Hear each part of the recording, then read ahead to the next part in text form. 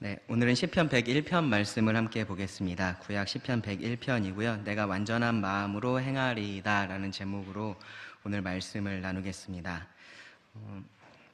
시편 101편을 찾으셨으면요, 거기다 이렇게 책갈피를 꽂아두시고 마태복음 5장을 이렇게 제가 지금 말씀드리는 동안에 좀 찾으시면 좋을 것 같습니다.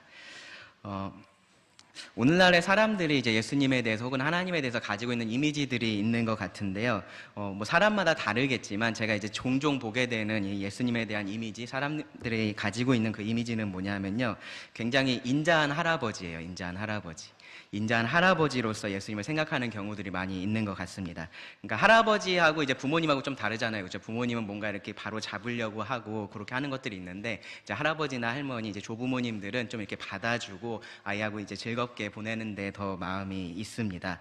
근데 예수님이 이제 그런 분으로서 많이 생각을 한다라는 거죠. 항상 뭐든지 다 받아주고 항상 위로해주고 격려해주는 그러한 분으로 생각을 하는 겁니다. 그러니까 예수님이 당연히 뭐 너 이렇게 해야 돼, 저렇게 해야 돼 라는 그런 부담되는 말들 하지 않으십니다. 그저 이제 그런 말들을 해야 될 상황이 되면 이런 식으로 얘기하시는 거죠.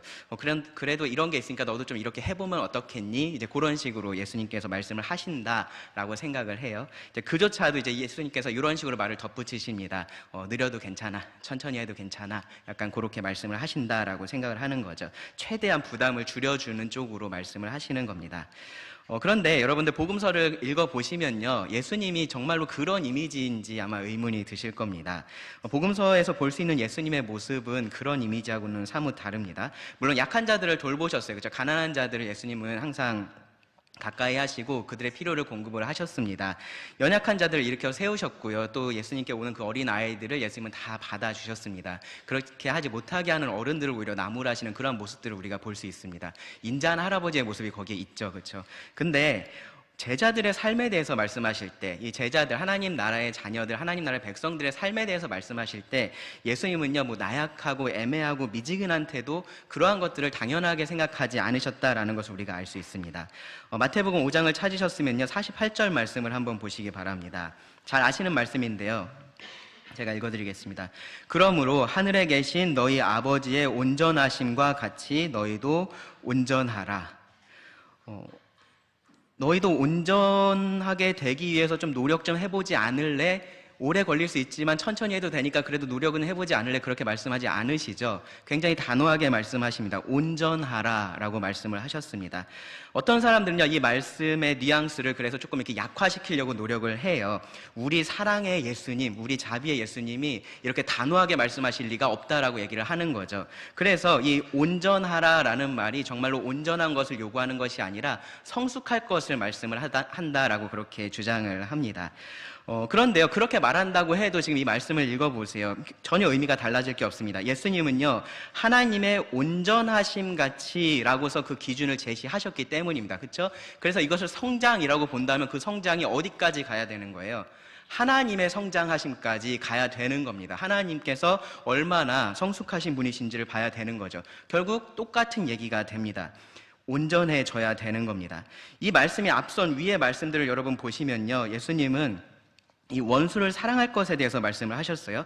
사랑할 만한 사람이든지 사랑하고 싶지 않은 사람이든지 사랑해야 된다라고 예수님 그렇게 말씀하시면서요, 하나님을 기준으로서 말씀을 하십니다. 하나님이 해와 비를 악인과 선인에게 그리고 불의한 자와 의로운 자에게 모두 다 내리신다라고 말씀을 하시죠. 그러니까 그것처럼 너희도 이렇게 해야 된다라고 말씀을 하는 겁니다. 하나님의 어떠하심을 지금 기준으로서 예수님은 너희가 이래야 된다라고 말씀을 하시는 거예요. 그리고 그것을 추구하는 데 있어서 어떤 예외도 지금 허용하고 계시지 않습니다. 이렇게 하는 게 너희들한테 좋긴 하겠는데 힘드니까 그냥 이 정도만 해도 괜찮아, 그렇게 말씀하지 않으신다라는 거예요. 조금 더 거슬러 올라가시면요, 마태복음 5장 17절부터 20절에서 예수님은 율법에 대해서 이렇게 말씀을 하십니다. 예수님은 율법하고 전혀 상관없을 것 같고 율법적으로 사는 것을 아주 배격하셨을 것 같은데 이렇게 말씀하셨어요. 내가 율법이나 선지자를 폐하러 온 줄로 생각하지 말라. 폐하러 온 것이 아니요 완전하게 하려 함이라. 진실로 너희에게 이르노니 천지가 없어지기 전에는 율법의 1.1획도 결국 결코 없어지지 아니하고 다 이루리라. 그러므로 누구든지 이 계명 중에 지극히 작은 것 하나라도 버리고 또 그같이 사람을 가르치는 자는 천국에서 지극히 작다 일컬음을 받을 것이요 누구든지 이를 행하며 가르치는 자는 천국에서 크다 일컬음을 받으리라. 내가 너희에게 이르노니 너희 의가 서기관과 바리새인보다 더 낫지 못하면 결코 천국에 들어가지 못하리라. 우리가 성경을 통해서 아주 분명하게 알 수 있는 건 뭐냐면요, 율법의 행위, 선한 행위로는 천국에 들어갈 수 없다라는 거예요. 그렇죠? 근데 그렇다고 해서 그러한 율법의 행위, 선한 행위라는 것이 천국에 들어가는 것하고 무관하다라고 말을 할 수는 없습니다. 구원이 생명을 얻는 것이라면 이 선한 행위라는 것은 그 삶이 되기 때문에 그래요. 구원이 뿌리라면요, 이 선한 행위라는 것은 열매가 되기 때문에 그렇습니다. 구원이 동기라면요, 행위가 결과가 됩니다. 그래서 예수님도 이 산상순이라고 불리는 이 설교의 끝에 그 열매로 나무를 안다라고 분명하게 말씀을 하신 겁니다. 성경은요, 그리고 당연히 예수님도요, 이런 관계에 대해서 애매하게 말씀하지 않습니다. 열매를 맺으면 좋겠는데 그렇지 않아도 너는 나의 자녀야, 그렇게 얘기하지 않는다라는 거예요. 그런 식으로 말씀하지 않으십니다. 완전한 삶을 살 수 없다라는 거, 사실은 이 땅을 사는 하나님의 자녀들에게 있어서 그것을 부인할 수는 없을 겁니다. 그렇죠? 우리가 죄 없는 삶을 이 땅에서 살 수 있다라고 말을 하는 것이 아니에요. 그런데 진짜 하나님의 자녀라면, 정말로 하나님의 백성이라면요, 어차피 그러니까 이 정도면 괜찮아 라고 생각하면서 살지는 않는다라는 겁니다. 우리 나름으로 기준을 만들어 놓고 어차피 저 정도까지 못 가니까 이 정도만 우리 하면서 살자, 이것도 괜찮아 라고 말을 하지는 않는다라는 거예요. 정말로 하나님의 자녀라면 그렇다라는 겁니다. 이 정도 죄는 있어야 이게 좀 인간미가 있는 거지, 너무 저렇게 하는 거 너무 인간미가 없어, 그렇게 하지 않는다라는 겁니다. 우리가 완벽주의자들이어서 그런 게 아니고요, 두 개의 마음이 아니라 하나의 마음, 하나님을 향한 그 하나의 마음, 완전한 마음을 우리가 가지고 있기 때문에 그런 마음으로 살아가는 겁니다. 앞서 읽었었던 그 예수님의 말씀에서 보시면요, 19절에 예수님께서 이런 말씀을 하셨어요. 누구든지 이 계명 중에 지극히 작은 것 하나라도 버리고 또 그같이 사람을 가르치는 자, 이런 표현을 사용을 하셨습니다. 그러니까 완전한 하나의 마음이 아니라 두 개의 마음을 품은 자에 대해서 지금 예수님은 이렇게 표현을 하고 계시는 거예요.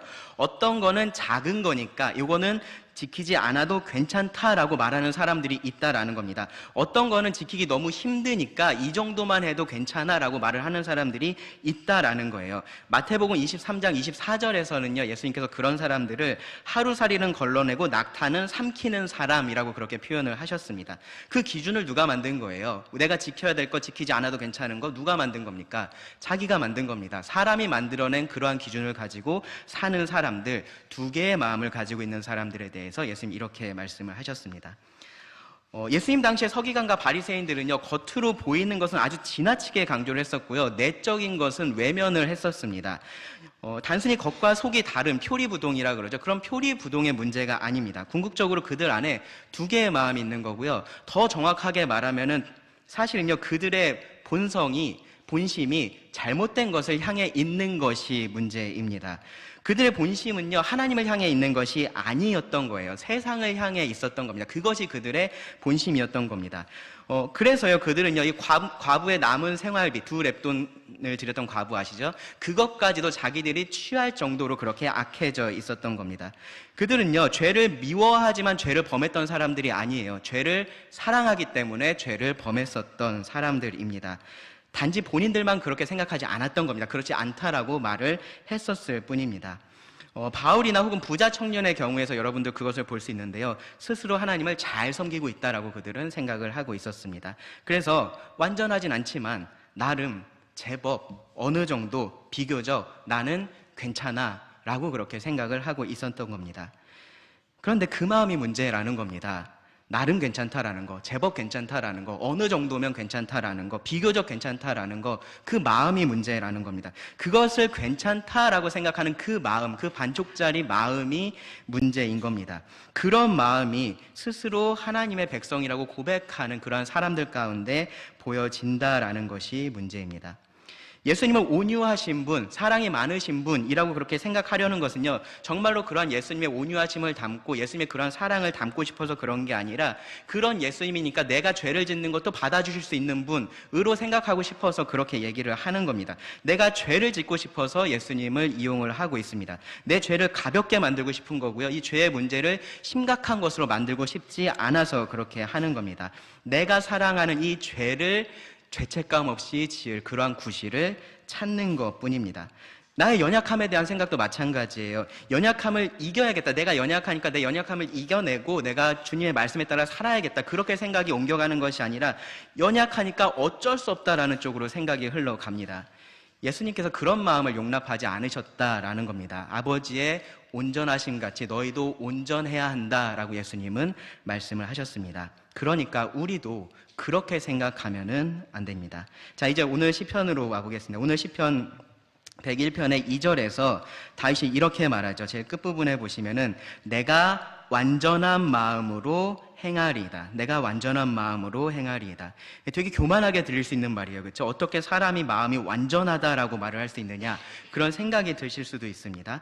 그런데요, 지금 다윗이 말하고 있는 게 이 완전한 마음이라는 것이 전혀 그 마음 속에 죄가 없는 상태, 그런 것을 말하고 있는 것은 아닙니다. 당연히 앞에서 말씀을 드렸었던 것처럼 그러한 죄가 있을 수는 있지만 그것을 당연한 것으로, 괜찮은 것으로 받아들이지는 않고 있는 겁니다. 그리고 그렇기 때문에 계속해서 하나님께서 요구하시는 그 완전함을 추구하는 그러한 마음이 여기서 말하고 있는 완전한 마음입니다. 온전한 마음입니다. 온전한 삶을 살아서 그렇게 말하는 게 아니고요, 계속해서 그 온전하신 하나님을 닮고 싶어하는 그러한 삶을 추구하고 또 실제로 그렇게 하고 있기 때문에 이렇게 말을 할 수 있는 겁니다. 성경에서 이런 표현들 가끔씩 보실 거예요. 특별히 시편에 보시면은 이제 나는 이제 뭔가에 대해서 무지하다, 나는 의롭다, 깨끗하다, 이제 그러한 표현들, 그리고 여기서 말하는 것처럼 완전한 마음, 이제 이런 표현들이 나올 때가 있는데요. 종종 어떤 의미에서 이런 표현이 사용이 되냐 하면요, 대적들이 나에 대해서 어떠한 죄를 지적을 했을 때 그것에 대해서 나는 무고하다라는 식으로 이야기를 할 때 이런 표현들을 사용을 합니다. 그런데 여기서는요, 그것보다는 조금 더 근원적인 의미가 있다라고 할 수 있습니다. 그 마음속에 분명히 갈등도 있고 싸움도 있고 또 실제 삶에서는 승리하기도 하고 패배하기도 하고 그렇게 하겠지만 그 마음의 근원, 우리가 본심이라고 말할 수 있는 그 마음의 가장 중요한 것이요, 하나님을 향해 있다라는 거죠. 그리고 그것이 바로 여기서 다윗이 말하고 있는 완전한 마음입니다. 그리고 그것이 하나님께서 우리들에게 요구하시는 완전한 마음입니다. 다윗은요, 이 시편 101편을 통해서요, 자신이 어떻게 그렇게 완전한 마음으로 행하기를 결심했는지를 기록을 했습니다. 이 시편 101편을 읽어보시면요, 이 시편이요, 다윗이 왕으로서 이것을 기록했다라는 것을 알 수가 있습니다. 그렇기 때문에 1차적으로는 이 시편이 다윗을 비롯한 그 당시에 이스라엘의 왕들에게 적용이 된다라고 우리가 생각을 할 수 있습니다. 특별히 이스라엘은 신정국가였잖아요. 그렇죠? 하나님께서 다스리시는 신정국가였습니다. 그곳에 하나님께서 세우신 왕들이 있었던 겁니다. 그렇기 때문에 그 왕들이 가장 크게 고민해야 될 거, 항상 생각해야 될 건 뭐였냐면은 어떻게 하면 그 하나님의 통치를 이 나라 가운데, 이 땅 가운데 그것을 실현시킬 것이냐, 실천할 것이냐, 그것을 고민해야 됐었습니다. 다윗도 당연히 그러한 고민들을 했을 겁니다. 그래서 이 시편의 처음에 보면은 인자와 정의가 언급되어 있죠. 그렇죠? 하나님의 통치와 같이 하나님의 통치의 특징처럼 이 인자와 정의로 설명할 수 있는 그러한 통치가 이 이스라엘 가운데, 이 땅 가운데 나타나기를 바라는 마음이 지금 여기서 표현이 되어 있는 겁니다. 그리고 8절에서도 보시면요, 그 나라 안에서 이 하나님께서 미워하시는 모든 악이 끊어지기를 바라는 그러한 마음이 표현되어 있습니다.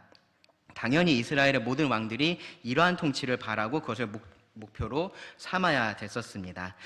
아마도요, 이런 것 때문에 이제 시편 101편이 이 자리에 있는 걸 겁니다. 여러분, 이 전에 들었던 말씀이 5월에 들으셨기 때문에, 사실은 4월부터 들으셨기 때문에 기억이 안 나실 텐데, 시편 93편부터 100편까지의 내용이 하나로 통합되어 있었습니다. 뭐였냐면은 여호와의 통치에 대한 말씀드렸습니다. 그 여호와의 통치 이후에 바로 이 시편 101편이 위치를 해서 그 여호와의 통치를 본으로 삼은 이 땅의 나라가 어떠할 것인지, 그리고 다윗은 이스라엘 왕의 입장에서 어떻게 그러한 나라를 이 땅 가운데 실현할 것인지에 대해서 기록을 했다라고 그렇게 볼 수 있습니다.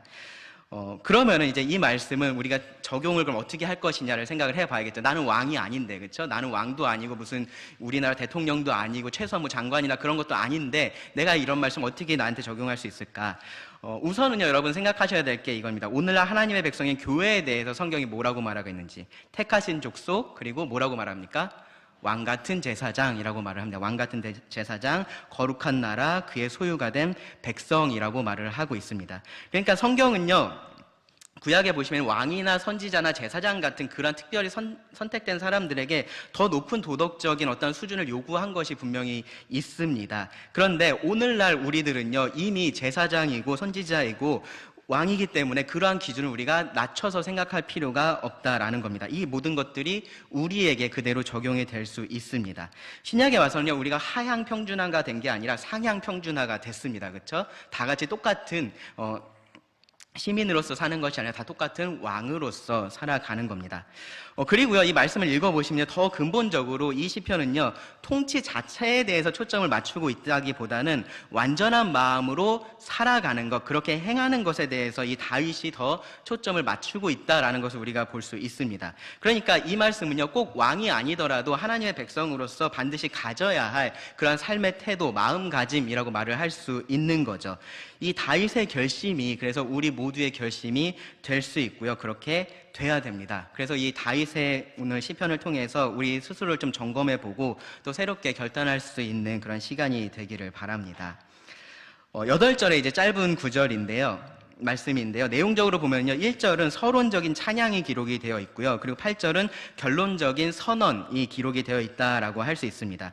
그리고 그 두 구절이요, 왕으로서의 다윗과 조금 더 관계가 되어 있습니다. 그러니까 이 찬양과 선언이 왕으로서 다윗이 하는 것과 관계가 되어 있다라는 거예요. 그리고 이제 그 중간에 있는 2절부터 7절은요, 그럼 완전한 마음으로 행하기 위해서 다윗이 어떻게 하겠다라는 그런 다짐의 내용을 우리가 찾아볼 수 있습니다. 특별히요, 이 말씀을 가만히 읽어보시면요, 다윗이 가까이 하고 싶어 하는 것과 멀리 하고 싶어 하는 것이 있어요. 그 두 가지가 나눠집니다. 2절에서 4절에서는요, 무엇을 자기가 주목할지, 그 마음을 어떻게 지킬지에 대해서 말을 하고요. 그리고 또 5절부터 7절에서는요, 그러면은 누구하고 자기가 같이 있을지, 어떤 이 환경을 자기가 어떻게 지킬지, 어떻게 다스릴지에 대해서 말씀을 하고 있는 내용이라고 구분을 해볼 수 있습니다. 제가 차근차근 다시 말씀을 드릴게요. 첫 번째로 1절은요, 서론적인 찬양입니다. 보시면 내가 인자와 정의를 노래하겠나이다. 여호와여, 내가 주께 찬양하리이다. 시편의 많은 시작이 좀 이것하고 비슷했었던 것 같아요. 그렇죠? 찬양의 내용을 담고 있는 시편들이 이런 식으로 시작된 것들이 많이 있습니다. 그런데 이제 뒤에 이어지는 내용을 보면요, 이 찬양의 이유 같은 것이 전혀 언급되어 있지를 않습니다. 그러니까 다윗은요, 지금 찬양시가 아니라 자신의 이 결심을 지금 시로서 표현을 하고 있다라는 것을 우리가 알 수 있습니다. 하나님을 찬양할 것에 대해서 말을 하면서 특별히 여기 보면 인자와 정의를 노래하겠다라고 말을 해요. 지금 우리가 가지고 있는 이 성경 개정개역에는요, 인자와 정의라고 되어 있는데 이제 다른 번역본들을 보시면은 그 앞에 주의라는 게 있습니다. 그러니까 당신의 인자와 정의, 주의 인자와 정의, 하나님의 인자와 정의라고 그렇게 명시를 한 거죠. 맥락상 우리가 보면요, 이것이 여기서 말하고 있는 인자와 정의가 하나님의 인자와 정의라고 이해하는 것이 자연스럽기는 합니다. 그런데 여기 개정개역에는 빠져있는 이유가 원래는 없어서 그래요. 네, 원어에는 그 부분이 빠져있기 때문에 그렇습니다. 그게 뭐 그렇게 중요하냐, 이제 그 생각을 잠깐 하실 수 있는데, 그 중요한 부분이 있습니다. 인자와 정의를 하나님하고 떼어서 우리가 생각할 수는 없겠죠. 그렇죠? 하나님의 인자, 하나님의 정의가 이 땅 가운데 그렇게 실현되는 것이 중요합니다. 그렇기 때문에 그것을 노래한다라는 것은 다윗이 분명히 그것을 염두에 두고 있다라고 우리가 생각할 수 있습니다. 그런데 여기서는요, 이제 단순히 하나님의 정의, 하나님의 인자에 대해서만 말하고 있는 게 아니라 그거보다 조금은 더 확장된 의미로서 다윗이 지금 이것을 말하고 있다라고 우리가 생각을 해야 됩니다. 그러니까 무슨 말이냐면요, 하나님께서 나에게 보여주신, 혹은 하나님께서 이 땅 가운데 보여주신 그러한 인자와 정의를 노래하겠다라는 것, 그것 이상으로요, 내가 그 하나님을 닮은 인자와 정의를 행하겠다라는 의미가 이 안에 함께 있다라는 거예요. 이어지는 내용을 보면은 다윗은요, 하나님께서 행하신 그 인자와 정의가 아니라 자기가 행할 그 인자와 정의에 대해서 말을 하고 있기 때문에 그렇습니다. 제임스 몽고메리 보이스라는 신학자는요, 이게 정말로 중요한 부분이다라고 강조를 했어요. 왜 그러냐면요, 우리가 이런 성품들, 그러니까 하나님의 인자하심, 하나님의 정의로우심, 공의로우심, 이런 것들이 하나님께 속한 것이다라고 말을 할 때 같은 기준을 우리들에게는 적용하지 않으려고 하는 경향들이 있다라는 거예요. 그러니까 아까 전에 처음에 말씀드렸던 것처럼 하나님의 온전하심에 대해서 얘기를 할 때 하나님이 온전하시다라고 말하면서 나와 하나님 사이에 선을 긋는 겁니다. 하나님은 온전하실 수 있지만 나는 온전할 수 없어라는 생각을 하는 경향들이 우리가 있다라는 거죠. 이 인자와 공의에 대해서 얘기를 할 때도요, 하나님이 그런 분이시다라고 얘기를 하면서 나는 그렇게는 못하겠어라는 생각을 우리가 하는 경향이 있다라는 겁니다. 저는 정말로 이것이 공감할 수 있는 말이다라는 생각을 했는데요. 우리가 얼마 전에 이 하나님의 속성 중에서 하나님의 속성이 크게 두 가지로 나눠진다라고 배웠었어요. 기억나시나요? 어떤 속성하고 어떤 속성이 있습니까? 공유할 수 있는 공유적인 속성이 있고 공유할 수 없는 비공유적인 속성이 있습니다.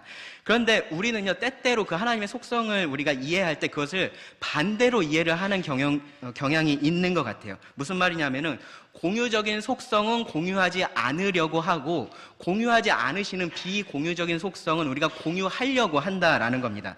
하나님의 전능하심, 하나님의 전지하심, 절대적인 주권, 이것은 누구에게 속한 겁니까? 하나님에게만 속해 있는 겁니다. 그렇죠? 그것은 하나님 겁니다. 그런데 우리가 그런 것들이 마치 공유하는 속성처럼 내가 가져오려고 해요. 내가 하나님보다 뭔가 더 잘 할 수 있는 걸로 생각을 하고요. 내가 마치 하나님보다 더 잘 알고 있는 것처럼 생각을 한다라는 겁니다. 마치 내가 이 모든 것의 주인인 것처럼 그렇게 행동을 한다라는 겁니다. 그런데 반대로요, 하나님께서 우리들에게 나를 닮아라고 하시는 이 공유적인 속성, 하나님의 은혜와 사랑, 하나님의 긍휼, 하나님의 자비하신, 하나님의 공의, 이러한 것들에 대해서 얘기할 때는 마치 이것은 하나님께만 속해 있는 속성인 것처럼 우리는 생각을 합니다. 하나님이 그런 분이시구나, 하나님께서 나에게 그렇게 해주셨구나. 그러고서 뭐로 이어지는 거예요? 감사하다. 네. 감사하다 해서 그냥 끝이 나는 겁니다. 그런데 하나님은 그것을 당연히 우리들에게 감사하고 예배할 그러한 것으로서 알려주셨지만 거기서 끝나는 게 아니라 우리에게 그것을 닮으라고 우리들에게 알려주셨다라는 겁니다. 우리가 드리는 찬양도 그럴 때가 많아요. 그렇죠? 우리가 하나님의 그러한 속성들 당연히 찬양하고 감사하는 그런 예배를 드려야 되는데 그게 끝이라고 생각해서는 안 됩니다. 우리가 하나님의 인자와 정의에 대해서 노래할 때요, 하나님께서 나에게 원하시는 것은요, 입술의 찬양과 감사일 뿐만 아니라 내 삶이 그 하나님을 닮아가는 그 삶의 감사와 찬양도 되어야 한다라는 것을 기억을 해야 됩니다. 다윗이 그러한 찬양을 하겠다라고 지금 말을 하고 있는 겁니다. 하나님에 대해서 말을 하겠지만 결국은 그의 삶이 그 바탕이 될 겁니다. 어떻게 그렇게 할 것인지에 대해서 말을 합니다. 전체적으로 보면요, 다윗은요, 가장 가까운 곳에서 먼저 시작을 합니다. 자기 자신을 봤을 때 가장 가까운 곳은 어디냐 하면은 자기 마음입니다. 자기 마음이고요. 이 나라를 봤을 때는요, 자기 공동체를 봤을 때는 자기의 집입니다. 자, 먼저 2절을 보시면요, 안에서부터 시작되는 변화에 대해서 말을 합니다. 2절에 보시면 내가 완전한 길을 주목하오리니 주께서 어느 때나 내게 임하시겠나이까. 내가 완전한 마음으로 내 집안에서 행하리이다. 네. 결과적으로 중요한 건 뭐냐면요, 하나님의 완전한 길로 행하는 것, 그것입니다. 하나님의 완전한 길로 행하는 것, 하나님께서 원하시는 그 길로 걸어가는 것이 중요합니다. 다윗은요, 그 길을 주목하겠다라고 말을 해요. 주목하겠다. 이 주목하겠다라는 말은요, 지혜 문학에서 우리가 종종 볼 수 있는 그런 표현들인데요, 거기서 지혜를 얻겠다라는 표현입니다. 거기서 내가 어떤 통찰력을 얻겠다라는 거죠. 이 바른 삶의 지혜는요, 다른 곳에서 오지 않고 하나님께서 보여주신 그 온전한 길에서 옵니다. 그 완전한 길에서 옵니다.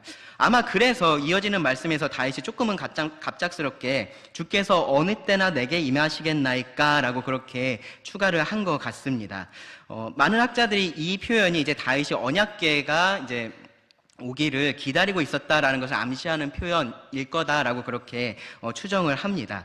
근데 그것은 우리가 이제 확인할 수는 없어요. 근데 그런 상황이었든지 아니었든지 이 다윗에게 있어서 중요한 건 뭐냐면은 하나님의 함께하심이라는 겁니다. 하나님의 함께하심, 하나님이 그와 함께 계시는 것. 그래야지 완전한 길이 어떤 길인지를 알 수가 있고 거기서 삶의 지혜를 얻을 수가 있으니까 그것을 지금 바라고 있는 겁니다. 그리고 중요한 것은요, 2절 끝에서 말하는 것처럼 완전한 마음으로 마음으로 행하는 겁니다. 완전한 마음으로 행하는 것. 겉보기만 괜찮아 보이는 게 아니라요, 정말로 참되고 온전한 마음으로 행하는 겁니다. 나뉘어져 있는 그러한 마음이 아니라 하나님을 향한 그러한 하나의 마음으로 행하는 겁니다. 그래서 다윗은요, 그런 온전한 마음을 흔들 수 있는 여러 가지 것들을 자기가 멀리하겠다라는 것을 분명하게 말을 해요. 3절 4절을 보시면 나는 비천한 것을 내 눈앞에 두지 아니할 것이요 배교자들의 행위를 내가 미워하오리니 나는 그 어느 것도 붙들지 아니하리이다. 사악한 마음이 내게서 떠날 것이니 악한 일을 내가 알지 아니하리로다. 여기 다윗이 지금 이 결심하고 있는 것을 좀 주목해서 보시기를 바랍니다. 눈앞에 두지 않겠다라고 말을 하고요, 미워한다라고 얘기를 하고, 붙들지 않는다라고 얘기를 하고요, 떠나가게 하겠다라고 하고요, 알지 못하겠다라는 표현들을 사용을 합니다. 아주 의도가 분명한 행동들인 거죠, 그렇죠? 그냥 언젠간 그렇게 되겠지, 그냥 그렇게 막연하게 바라고 있는 그러한 상태로 있는 게 아닌 겁니다. 아주 적극적으로, 아주 의지적으로 이렇게 되게 만들겠다라고 지금 얘기를 하는 겁니다. 자, 비천한 것에 대해서 말을 해요. 이것은요, 가치 없는 것을 의미를 합니다. 가치 없는 것, 혹은 무익한 것을 의미를 합니다. 그런 것들이 우리 눈앞에 있을 때 그 자체로서는 악이 아니고 죄가 아닐 수도 있어요. 근데 그러한 것들이 우리들에게 유혹이 될 수가 있는 것들입니다. 다윗은 그런 것들을 자기 눈앞에 두지 않겠다라고 지금 말을 하고 있는 겁니다. 나중에 가서 다윗이 정확히 이 부분에 있어서 실패를 하죠, 그렇죠? 자기 눈앞에 두지 말아야 할 것을 그는 뒀고요, 그것을 바라보고 실패하게 됐었습니다. 아이러니한 일이기도 합니다. 자, 두 번째로는요, 배교자에 대한 말입니다. 배교자. 이 맥락에서 배교자라고 하면요, 하나님과의 그 언약에 신실하지 않은 사람이라고 우리가 생각할 수 있을 겁니다. 그러니까 그 말로는 하나님을 믿는다라고 말을 하는 사람들일 거예요. 스스로 하나님의 백성이다라고 말을 하는 사람들입니다. 그런데 그들의 행위가, 그들이 하는 일들이 그들이 진정한 하나님의 백성이 아니다라는 것을 드러내고 있는 그러한 사람들입니다. 왕궁에 있는 사람들이라면요, 이들은요, 겉으로는 그렇지 않은 척 하면서 실제로는 자기들의 그 권력을 이용해서 백성들을 통해서 자기 배를 부리려고 하는 그러한 사람들일 겁니다. 다윗은요, 그것을 붙들지 않는다라고 말을 하고요, 그것을 미워할 것이다 라고 얘기를 합니다. 자기가 그런 일을 하지 않을 것이다 라고 말을 하는 거고요, 또 그런 일을 하는 사람도 묵인하지 않겠다라고 분명하게 말을 하는 겁니다. 그리고 4절에서는요, 사악한 마음이 언급이 되죠. 사악한 마음. 그리고 이어지는 이 사악한 마음이라는 것은요, 바로 뒤에 이어지는 그 악한 일의 근원이라고 할 수 있습니다. 그러니까 사악한 마음을 가진 사람들이 악한 일을 하는 거예요. 하나님 앞에서 온전하고 정직한 마음이 아니라 이 사악한 마음이라는 것은 구부러져 있다라는 뜻입니다. 구부러져 있다. 정직한 것이 아니라 구부러져 있는 그러한 마음입니다. 하나님께서 이것이 옳다라고 말할 때 그것이 아니다, 혹은 다른 것도 있다라고 말을 하는 것이 바로 이런 마음입니다. 그런 것에 대해서 알지도 않겠다라고 확실하게 선을 긋습니다. 완전한 길에 주목을 해서 이런 것들에서 멀어지고 완전한 마음으로 행하겠다라고 그렇게 굳게 다짐을 하고 있는 겁니다. 자, 그러면은 우리들은 어떤지 한번 생각을 해 보겠습니다. 여러분들은 어떠신지 한번 생각을 해 보시기를 바랍니다. 앞서 말했던 그런 가치 없는 것들, 무익한 것들을 여러분 눈앞에서 그것들을 치우고 계십니까? 아니면 그런 것들을 여러분 눈앞으로 계속해서 가져오고 계십니까? 궁금하시면요, 여러분 한번 이렇게 여러분들 아실지 모르겠지만 여러분들 웹브라우저를 열어보시면 사용 기록이 나옵니다. 여러분 한번 그 사용 기록을 보세요. 여러분들이 어디를 돌아다녔는지 한번 보시기 바랍니다. 여러분들 유튜브나 넷플릭스 다 시청 기록이 나오죠, 그렇죠? 여러분들 그동안 뭐를 계속해서 보고 계셨는지, 얼마나 많은 시간을 거기에 사용하셨는지 한번 보시기 바랍니다. 그것들이 여러분들이 적극적으로 여러분들의 눈 앞으로 여러분들이 클릭한 거잖아요, 그렇죠? 여러분들이 보기 싫은데 여러분 눈앞에 갑자기 펑 하고 나타난 거 아니잖아요. 여러분들 눈 앞에 둔 것들입니다. 여러분들은 무의식적으로 그렇게 했을지 모르지만 계속해서 그러한 것들을 여러분 눈앞으로 가져온 겁니다. 한번 보세요. 저도 한번 봤습니다. 한번 보세요. 깜짝 놀랄 겁니다. 여러분 즐겨보는 TV 프로그램이 뭔지, 여러분들이 계속해서 보는 그런 뉴스 기사가 어떤 것들인지 한번 보시기 바랍니다.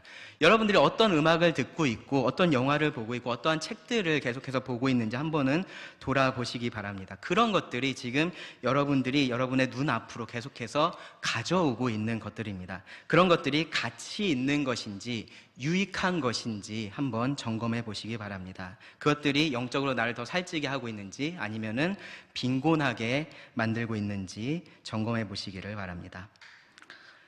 다음으로요. 내가 정말로 입으로만 하나님의 백성이고 삶으로는 하나님을 부인하는 그러한 행위를 미워하고 있는지 아니면 그런 삶을 동경하고 있는지 한번 가만히 생각을 해 보시기 바랍니다. 죄 많은 이 세상이 내 집이 아니고 천국이 없으면 큰일 난다라고 그렇게 노래는 하는데 실제로 이 세상에서 더 큰 집을 나는 원하고 있고 천국이 없어도 별일 없을 것처럼 여러분 혹시라도 그렇게 살고 계실 수 있습니다. 세상에서 성공한 사람들을 보면서 별로 좋은 마음이 들지 않는 게요. 그들이 뭔가를 정말로 잘못해서가 아니라 어쩌면 내가 그러한 성공을 누리고 싶어서 그런 것일 수도 있습니다. 내가 정말로 사랑하는 것이 내가 사랑하는 삶이 내가 동경하는 삶이 성경에서 말하고 있는 그러한 성도들의 삶인지 아니면 이 성경이 경고하고 있는 그러한 배교자의 삶인지 여러분 점검을 해 보셔야 됩니다. 다음으로요. 내가 하나님께서 옳다라고 말씀하고 있는 그러한 것들에 대해서 어떻게 반응하고 있는지도 한번 생각해 보시기 바랍니다. 그런 것이 틀리다라고, 그러니까 하나님께서 옳다라고 하시는 것이 틀리다라고 말하고 그것만 옳은 게 아니라 이런 것도 있어라고 말하는 것이요 사탄이 하고 있는 일들이에요. 근데 내가 만약에 그렇게 비슷하게 반응을 하고 있으면요 그 마음이 여기 4절에서 말하고 있는 사악한 마음인 거고요, 그것이 굽어 있는 마음인 겁니다.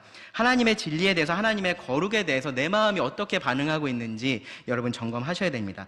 우리가 하나님 말씀에 대해서 의문을 가질 수 있어요, 그렇죠? 그런데 항상 하나님의 말씀에 대해서 내가 네라고 반응하는 게 아니라 왜라고 먼저 항상 반응을 한다면요 그것은 순종하려고 하는 사람의 마음이 아닌 겁니다. 하나님이 옳다라고 생각하는 사람의 마음이 아닌 거예요. 여러분 그런 마음은 떠나보내셔야 됩니다. 적극적으로 그렇게 하셔야 됩니다.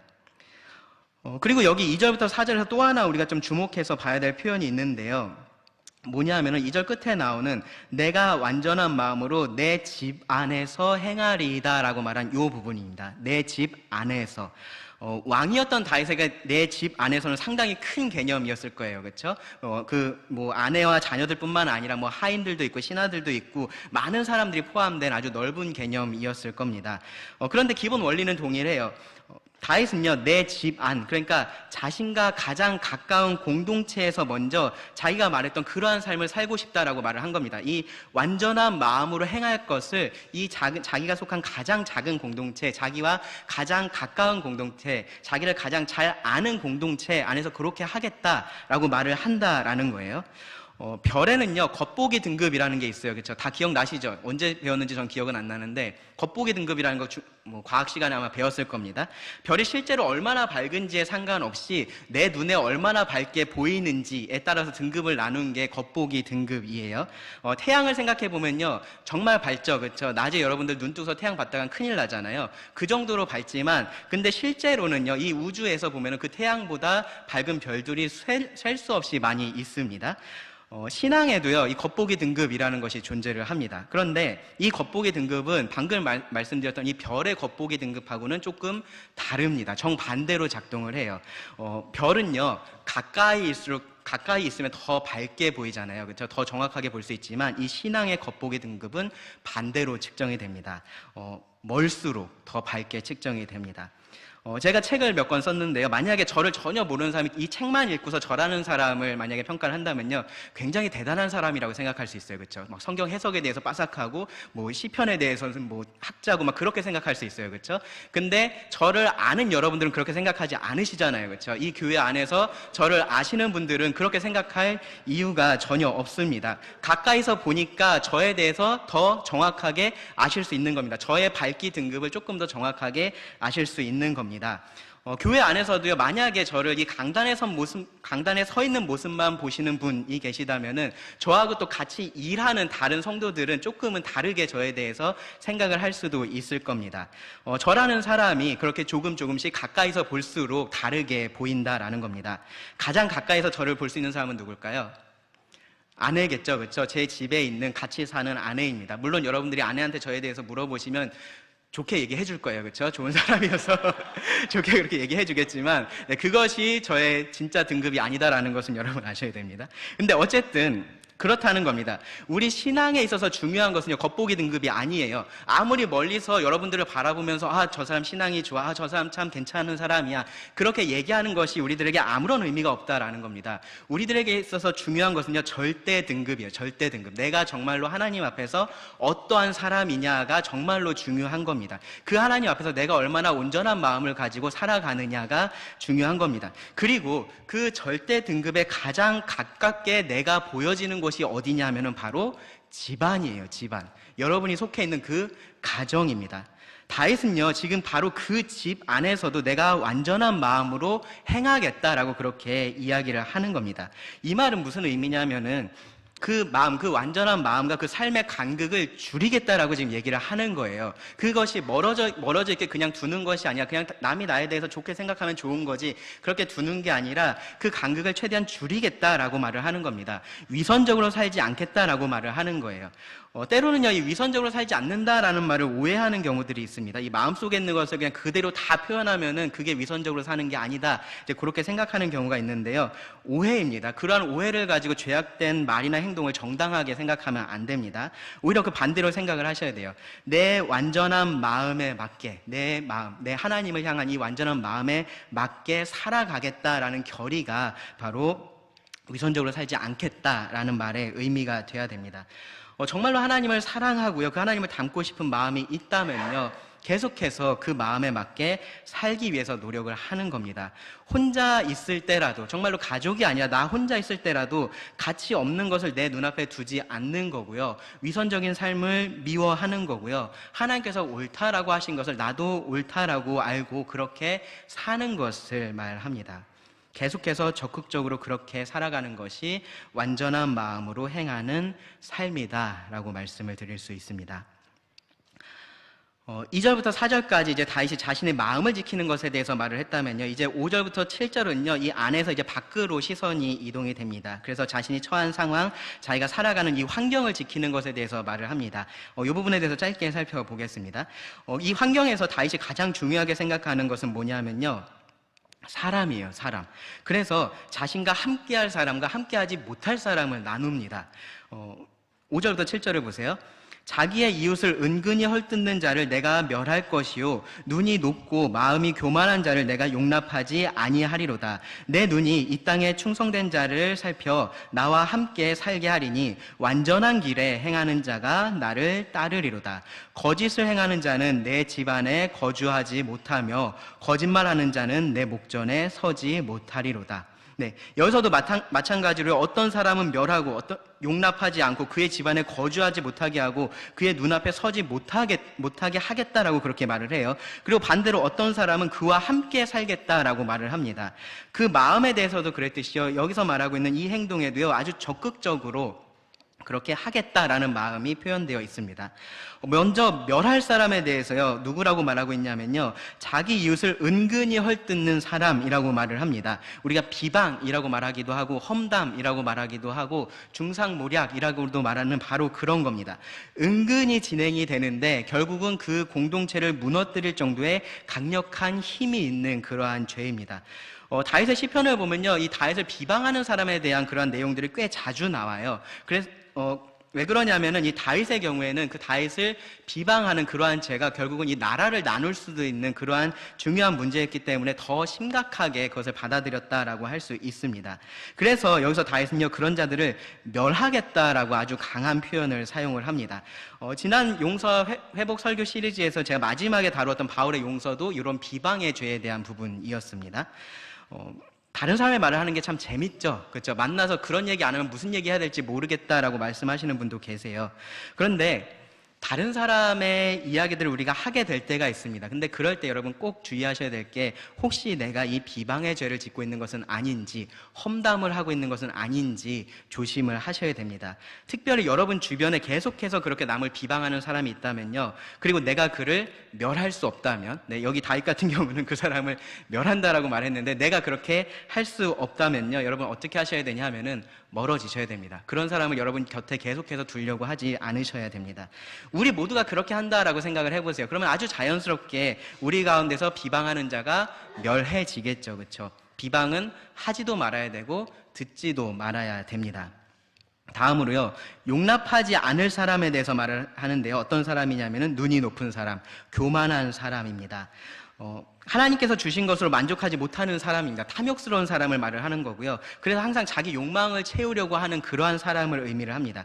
그렇기 때문에 남들보다 자기를 더 높이는 그러한 사람이 교만한 사람입니다. 하나님 없이 살아가도 괜찮은 사람이 바로 이러한 사람들입니다. 다윗은 그런 사람을 용납하지 않겠다라고 했는데, 이 말은요, 견딜 수 없다라는 의미예요. 견딜 수 없다.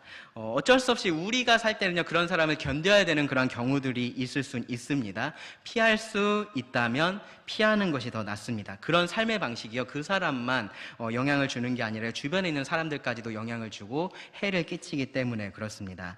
그리고 7절에서는요, 다윗이 거짓을 행하는 사람과 또 거짓을 말하는 사람에 대해서 언급을 해요. 그리고 그런 자들은 절대로 그의 집에 거주하지 못하게 할 거다라고 말을 합니다. 하나님의 진리를 거역하는 사람들과 함께하지 않겠다라고 말을 하는 거예요. 그러면서 6절에서는요, 반대로 그와 함께할 사람에 대해서 말을 하는데요, 충성된 자들입니다. 그 땅에 충성된 자들. 그러니까 이 사람들은 어떤 사람들이냐면은 다윗과 같은 사람들인 거죠. 다윗과 같이 온전한 마음으로 온전히 행하기를 원하는 그러한 사람들입니다. 그런 사람들을 세워서 이 하나님의 통치를 이 땅 가운데 실천하기를 원했던 겁니다. 그리고 8절이 이제 그렇게 할 것에 대한 선언인데요. 8절을 보시면 아침마다 내가 이 땅의 모든 악의를 멸하리니 악을 행하는 자는 여호와의 성에서 다 끊어지리로다. 여기 이제 아침마다 이렇게 한다라고 하니까 이게 왜 아침마다 이렇게 하지, 이제 그 생각이 드실 수 있는데, 이 아침 시간이 왕들이 그 보좌에 앉아서 재판을 하는 그러한 시간입니다. 그러니까 그러한 시간에 이렇게 하겠다라고 얘기를 하고 있는 거예요. 그러한 자리를 받은 거죠. 그렇죠? 하나님께 그런 권리를 받은 사람입니다. 그런 사람으로서 하나님께서 그렇게 하듯이 이 악인을 멸하고 악을 행하는 자들을 이 땅 가운데서 끊어버리기를 원한다라고 그렇게 말을 하는 겁니다. 그렇게 해서 처음에 1절에서 말했던 그 하나님의 인자와 정의가 그 땅 가운데서 나타나기를 간절히 바라는 겁니다. 그것이 다윗이 가지고 있었던 완전한 마음입니다. 여기서 또 우리가 한 가지 좀 짚고 넘어갈 게 뭐냐면요, 다윗이 어떤 사람들과 그가 함께 할지를, 그 주변에 어떤 사람들을 둘지를 아주 적극적으로 선택을 했다라는 겁니다.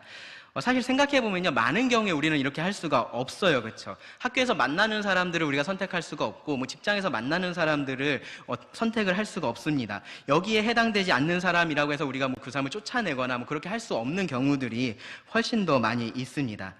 그런 경우라면요, 우리가 할 수 있는 최선은 뭐냐면은 그들에게 선한 영향력을 끼치는 겁니다. 그들에게 이 하나님의 인자하심을 보여주고 하나님의 공의를 보여주는 일이 우리가 할 수 있는 일일 겁니다. 이 세상에서 볼 수 없는 그러한 모습을 계속해서 그들 가운데 나타내서 그들이 하나님을 향한 그 마음을 가질 수 있게 기도하는 겁니다.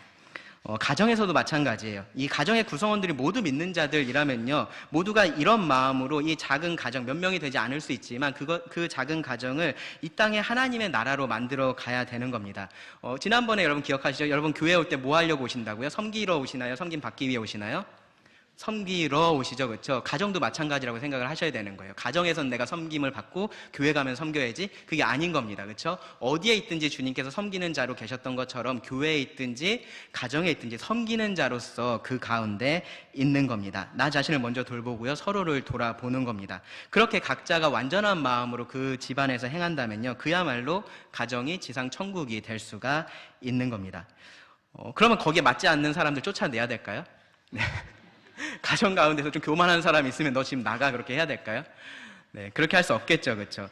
다윗이 자기 왕궁에서 사람들을 쫓아내는 것하고는 좀 다른 문제입니다. 이 가정 안에서 아직 믿지 않는 자들이 있다면요, 우리가 그 죄에 대해서 우리가 얘기할 수 있을 거예요. 그것을 바로 잡아줄 수도 있을 겁니다. 때로는요, 그것을 우리가 견뎌야 될 때도 있을 겁니다. 사랑으로 그런 것들을 덮어주면서 그들에게 이 온전한 마음으로서 살아간다라는 것이 어떠한 모습인지를 보여줄 필요가 있을 겁니다. 중요한 건 뭐냐면요, 그들과 우리가 제일 가까운 자들이라는 겁니다. 하나님을 그들이 느끼지 못할 수 있어요. 그들이 성경도 읽지 않을 겁니다. 그런데 우리를 봅니다. 그렇죠? 우리를 통해서 하나님의 인자와 공의를 그들이 보게 될 겁니다. 우리가 그러한 마음으로 살아야 된다라는 겁니다. 다시 한번 제가 강조해서 말씀드리지만 다윗은요, 그냥 되면 되게 아니면 아니고 그렇게 하지 않았어요. 적극적으로 이렇게 하겠다라고 결심을 했습니다. 그 마음을요 아주 적극적으로 지켰던 것처럼요 이 주변의 환경들, 이 사람들에 대해서도 적극적으로 그렇게 했었습니다. 이런 적극성이요 우리들 모두에게 필요할 겁니다. 은근슬쩍 비방하는 것들 즐기고요, 교만하는 것들 즐기고요, 거짓을 즐기고요, 그렇게 하면 안 된다라는 거예요. 그런 사람들에게서 내가 멀어질 수 없다면은 최소한 그 죄에 대해서는 우리가 분명하게 인지를 하고 있어야 되고요, 그 죄에 영향을 받지 않도록 내 마음을 지켜야 됩니다. 이 시편이요 아까 제가 잠깐 말씀드렸던 것처럼요 다윗이 왕위에 오르고 나서 얼마 되지 않아서 기록을 했을 겁니다. 어떤 학자들은요 이것이 해마다 이 왕으로서의 역할에 대한 다짐을 하는 시편으로서 사용이 됐다 이제 그렇게 말을 하기도 하는데요. 뭐 어느 쪽이든지요 상관없이 이 시편에서 다짐하는 것처럼 완전한 마음으로 완전한 길로만 그렇게 우리가 행할 수는 없다라는 것은 제가 처음부터 말씀을 드렸습니다. 누구도 그렇게 할 수는 없고요. 우리가 잘 알듯이 다윗도 마찬가지입니다. 그렇게 살지는 못했습니다. 이 시편에서 그가 다짐했던 것처럼 그 눈앞에 악한 것을 두지 않는데 실패했죠. 그렇죠? 그래서 돌이킬 수 없는 죄를 저질렀습니다. 자, 그러면 여러분 이런 일들을 우리가 겪게 되는데 그럼 그때는 어떻게 될까요? 한 번에 그러니까 완전함이라는 것은 어떠한 흠도 없어야 되는데 근데 내가 그렇게 한번 실패하면 그 완전함이 깨진 거니까 어차피 이제 망친 거 이제 그냥 막 살면 되는 걸까요? 그러지 않죠. 예, 그렇지 않습니다. 이 완전한 마음이라는 것은요 처음부터 그런 것이 아니다라는 얘기를 제가 드렸습니다. 다윗이 하나님의 마음에 합한 자라고 성경이 말하는 것은요 그가 단 한 번도 죄를 짓지 않고 그가 단 한 번도 실수하지 않고 완벽한 삶을 살았기 때문에 그랬었던 것이 아닙니다. 왜 그렇게 말하냐면요 그의 마음이 언제든지 하나님을 향하고 있었기 때문에 그렇습니다. 완전한 마음이라는 것은 그런 겁니다. 실패를 당연하게 생각하거나 그냥 실패를 어쩔 수 없는 것으로 그렇게 생각하지 않는 겁니다. 실패를 하더라도 다시 하나님을 바라보고 그 완전한 길로 돌이키는 그 마음이 완전한 마음입니다. 하나님은요 우리 죄를 괜찮다고 하지 않으십니다. 만약에 우리 죄를 하나님께서 괜찮다라고 하실 거였으면요 예수님께서 이 땅에 오실 필요가 없었겠죠. 근데 하나님은 이 땅에 굳이 예수님을 보내셔서 십자가에서 우리 죄를 대신 담당하고 죽게 하셨습니다. 하나님은 죄를 괜찮다고 하지 않으십니다. 그런 죄를 우리가 괜찮다라고 생각하면은 안 됩니다. 큰 죄가 있고 작은 죄가 따로 있고 그러지 않습니다. 어떤 죄가 됐든지요 우리는 온전한 마음으로 행하기 위해서 노력을 해야 됩니다. 내 마음을 지켜야 되고요. 내가 처한 그 환경을 지켜가야 됩니다. 나를 넘어뜨릴 수 있는 그 모든 것들에서 내가 멀어져야 되고요. 나를 하나님께로 이끄는 그 모든 것들에 내가 최대한 가까이 있을 수 있도록 그런 것들을 붙들도록 노력을 해야 됩니다. 바울이 빌립보서에서 말한 것처럼요. 무엇이든지 참된 것, 경건한 것, 옳은 것, 정결한 것, 사랑받을 만한 것, 칭찬받을 만한 것 그러한 것들을 여러분 생각하셔야 되고요. 그것에 따라서 행하셔야 됩니다.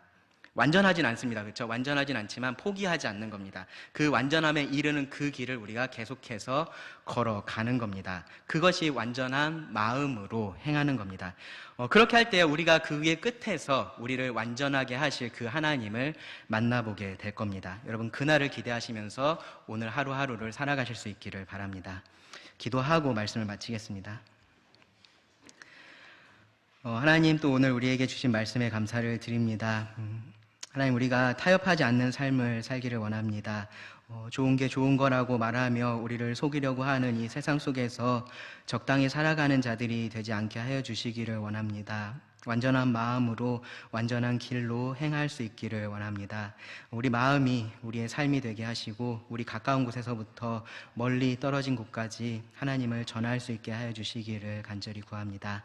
들은 말씀을 주님께 의지하며 예수님 이름으로 기도드립니다.